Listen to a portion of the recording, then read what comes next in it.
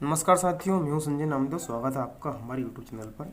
कक्षा 9वीं गणित विषय में अध्याय 2 जो हमारा चल रहा है पार्ट बहुपद, उसकी प्रश्नावली 2.1 हम कर चुके हैं और आज प्रश्नावली 2.2 के इस प्रश्नों को हम हल करवाने जा रहे हैं। आप देखिए, पहला प्रश्न है निम्नलिखित बहुपद 5x ऋण 4x की घात 2 धन 3 के मान ज्ञात करना है हमको, जब हमको x बराबर 0, x बराबर -1 और x बराबर 2 दिया हुआ है। साथ ही मैं आपको बता दूं कि अगर यदि आप चैनल पर नए हैं तो चैनल को लाइक सब्सक्राइब कीजिए और साथ ही अपने दोस्तों के साथ में इसको शेयर कीजिए। यहाँ पर हम आपको देख रहे हैं, हम बताना चाहेंगे कि यहाँ मान लेते हैं px माना, px बराबर 5x ऋण 4x की घात 2 धन 3 है। अब हमें करना क्या है कि x बराबर 0, मतलब x बराबर 0 पर p 0 मतलब x के स्थान पे क्या रखना है, 0 रखना है। जब x के स्थान पे 0 रखेंगे तो 5 कोष्टक में x की जगह पे 0, 4 कोष्टक में 0, x की इसकी घात 2 धन 3। इसे सरल करेंगे तो 5 का गुणा 0 में 0, 0 की घात 2 0, 4 का गुणा 0 में 2 0, 3। तो हमें p 0 की वैल्यू क्या जाएगी, 3 आ जाएगी। इसी प्रकार x बराबर -1 पर हम हल करेंगे, p -1 के लिए इसको निकालेंगे तो 5 के गुणा में कोष्टक में माइनस का चिन्ह लगा करके 1 लिख देंगे, -1 की पावर 2 +3 हो जाएगा। इसी प्रकार 5 का गुणा 1 में हो जाएगा माइनस के साथ में, तो माइनस के 5, फिर 4 के गुणा में -1 की पावर 2 तो +1 हो जाएगा। अब आगे बढ़े तो माइनस का 5 ऐसा कैसा, 4 का गुणा 1 में माइनस का 4 धन 3, माइनस की संख्या जुड़ जाएगी तो माइनस के 9 प्राप्त होंगे। अब यहाँ पर माइनस का 6 बच जाएगा। इस प्रकार हमें p -1 रखने पर -6 प्राप्त होता है। अब x = 2 रखें, यदि x = 2 पर p2 निकालेंगे, हम p2 का मान निकालेंगे तो p2 हमारा क्या प्राप्त होगा हमको, देखिए आइए देखते हैं। 5 x के स्थान पर हमें 2 लिखना है, -4 x के स्थान पर 2 का वर्ग हो जाएगा, +3। इसके बाद में सरल करेंगे तो 5 दूना 10 और 4 गुणित 2 की घात 2 मतलब 4 धन 3, तो 10 ऋण 4 चुकू 16 हो जाएगा ये, और धन के 3। अगली स्टेप में क्या हो जाएगा, अगली स्टेप में हो जाएगा 10 और धन के 3 जोड़ देते हैं तो 13 ऋण 16। इसको सरल करेंगे तो ये -3 हमें प्राप्त हो जाएगा। इसका मतलब p2 बराबर हमें क्या मिल जाएगा, -3। इसी क्रम में हमारा प्रश्न क्रमांक 2 है, निम्न बहुपदों में से प्रत्येक बहुपद के लिए p0, p1, p2 के मान ज्ञात कीजिए, जबकि py बराबर हमको यहाँ पे दिया हुआ है y² - y + 1। मतलब हमें y के स्थान पर क्या रखना है, 0, 1 और 2 रखना है।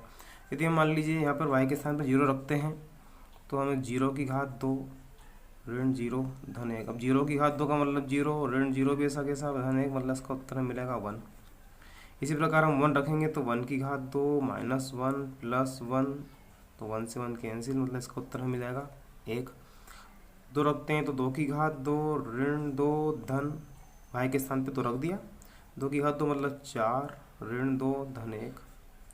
धन की संख्या जोड़े पहले तो 4 और 1 5 ऋण 2 बराबर हमें मिलेगा 3। अगला प्रश्न यदि देखें तो 2 धन t धन 2t की घात 2 ऋण t की घात 3 है। यहाँ पर भी हमको अब t के स्थान पर 0, 1, 2 रखना है। जब हम 0 रखते हैं तो 2 धन 0 धन 2 गुणित 0 की घात 2 ऋण 0 की घात 3। इसे यदि सरल करें तो ये सब 0 हो जाएगा, बचेगा कुछ भी नहीं, केवल 2।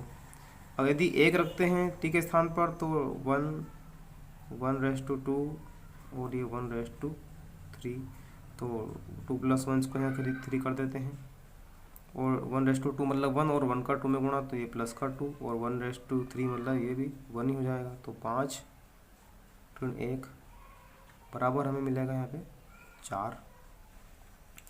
इसी प्रकार यदि हम 2 का मान 2 रखें तो 2 तो पहले से दिया हुआ है, 2 t के स्थान पे 2 और 2/2 -2/3। इसे सरल करें तो 2 और 2 4, तो ये कर देते हैं, चलो 4 हो गया, 2 की घात 2 मतलब 1 और 4 और इसके गुणा में 2 है, 2 की घात 3 मतलब 8 हो जाएगा। अब यहाँ पे देखें तो 4 गुणित 2 8 और माइनस का 8, 8 से 8 अपना कैंसिल हो जाएगा, तो उत्तर में क्या जाएगा 4। अब इसी प्रकार ये वाला प्रश्न देखते हैं यदि हम तीसरा, px की घात 3 दिया हुआ है। अब px की घात 3 दिया हुआ है तो p 0 रखेंगे, यदि 0 रखेंगे तो 0 की घात 3 मतलब 0, 1 रखेंगे तो 1 की घात 3 मतलब 1 ही उत्तर, 2 की घात 3 मतलब 8। इस तरह से हमें तीनों मान प्राप्त हो जाते हैं।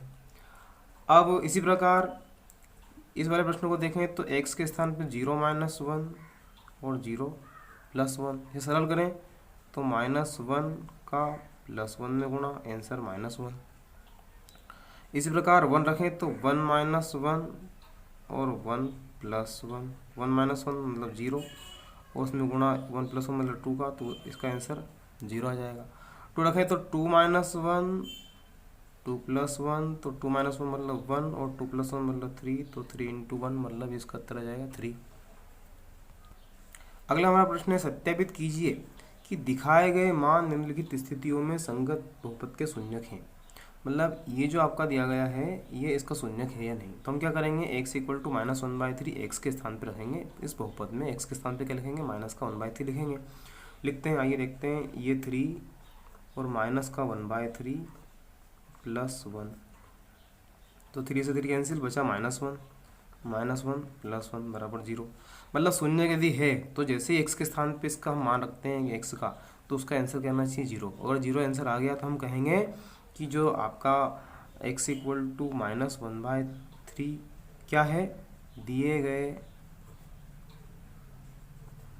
बहुपद का शून्यक है। ये हमको लिखना होगा कि दिए गए बहुपद का क्या है, ये शून्यक है। इसी प्रकार 4/5 दिया हुआ है, तो आइए यहाँ पे x के स्थान पे 4/5 रख के देते हैं, तो 4/5 ऋण पाई। अब 5 से 5 कैंसिल, तो इसका आंसर आया 4 माइनस, ये पाई है, 4 माइनस पाई इसका उत्तर आता है। तो चूंकि शून्य नहीं आता है तो इसका उत्तर हमें संख्या आ रही है, तो ये शून्यक नहीं है। इसके बारे में हम लिखेंगे कि शून्यक नहीं होगा ये। अगला प्रश्न है हमारा, x² -1 में हमको x बराबर पहले 1 रखना है, फिर -1 रखना है, तो चलिए 1 रखते हैं, 1 का स्क्वायर -1, तो 1 का स्क्वायर -1 करेंगे तो भी 1 आएगा। और चलिए p -1 भी रखेंगे, -1 का स्क्वायर -1 करेंगे तो भी 1 -1 आएगा, और दोनों के उत्तर क्या हो जाएंगे, 0 आ जाएंगे। मतलब दोनों ही स्थितियों में उत्तर 0 आ गया, मतलब हम क्या कहेंगे कि x बराबर 1 और -1 बहुपद का शून्यक, बहुपद के शून्यक, ये कहा जाएगा कि बहुपद के शून्यक हैं।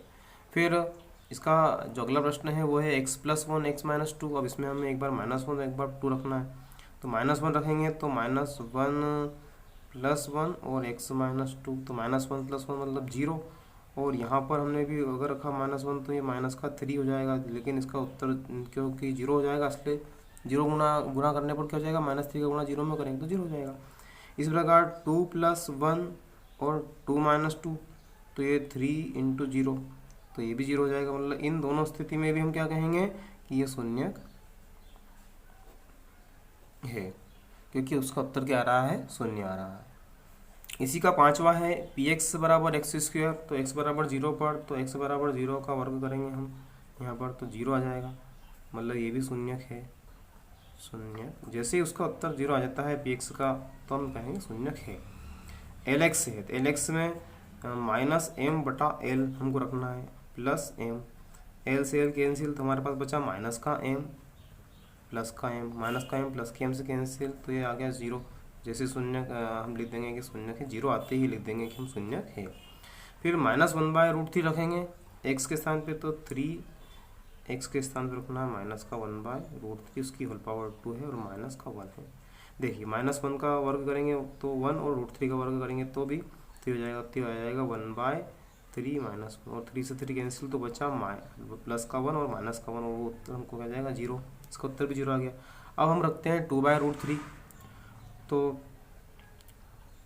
2/√3 रखा हमने, उसका वर्ग -1 करेंगे, 2 का वर्ग करेंगे तो हमें मिलेगा 4, और 4 का करेंगे इंटू 3 में तो 12/3 -1, 12/3 वैसे कट भी जाएगा तो ये 4, तो इसका आंसर में मिलेगा 4 - 1 मतलब 3, मतलब यहाँ तो हमको संख्या आ गई, तो ये शून्यक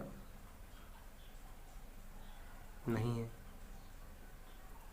जबकि ये वाला हमारा क्या है, शून्यक है, ये हमारा शून्यक है। मतलब x बराबर माइनस के साथ में 1/√3 शून्यक है और 2/√3 जो है शून्यक नहीं है। इस तरह से हमारा अगला प्रश्न है कि x equal to 2x plus 1 है और x इक्वल टू में 1/2 रखना है, तो x इक्वल टू 1/2 रखते हैं। आइए 2 इंटू 1/2 प्लस 1, 2 से 2 कैंसिल, तो हमें मिला 1 + 1, 1 + 1 इट मीन्स 2, मतलब हम ये कहेंगे कि ये भी शून्यक नहीं है। चलो मैं लिख देता हूँ पूरा, शून्यक नहीं।